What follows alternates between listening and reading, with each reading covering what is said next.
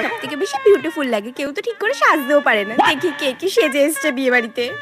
এই শিল্পা, বাবা ভালোই তো সেজেছো, কিন্তু আমার নেই, লাল কালারটা ক্যাট করছে, একটু হালকা কিছু পড়তে পারতে তো গো। গয়নাগুলো আরেকটা হেভি লাগতো। তুমি আমাকে বলতে পারতে, আমার কাছে অনেক গয়না ছিল, আমি তোকে দিতে পারতাম।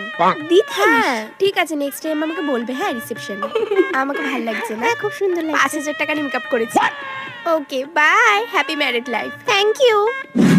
ইমা তুমি নিউলি ম্যারিড না, তুমি হোয়াইট কেন পরেছো? তো কি হয়েছে? না হোয়াইটটা ঠিক ভালো লাগছে না, আমাকে বলতে পারতে, আমার কাছে অনেক শাড়ি ছিল, আমি দিয়ে দিতাম। এই অর্পিতা দি, how are you? I am fine. এই অর্পিতা দি, তুমি না 5 বাচ্চার মা, তুমি একটু লাইট কিছু পড়তে পারতে, এত হেভি পড়েছো কেন? 5 বাচ্চা? হ্যাঁ আমি 4 বাচ্চার মা, বললেই হলো।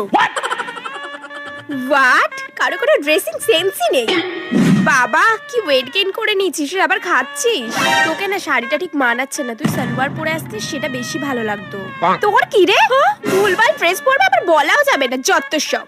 এই রাখি দেখি তোমার লুকটা, বেশ ভালোই লাগছে, বাট ফ্লাওয়ারটা না ঠিক যাচ্ছে না। তুমি না আমার মতো একটু দাম দিয়ে জিপসি আর ফ্লাওয়ার রোজ নিতে পারতে। বলছি তোমার ফুলগুলোর দাম কত নিয়েছে? 100 রুপিস। এত কম দাম মাত্র? আমারগুলো 300 টাকা।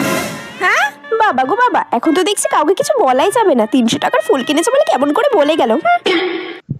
5000 টাকা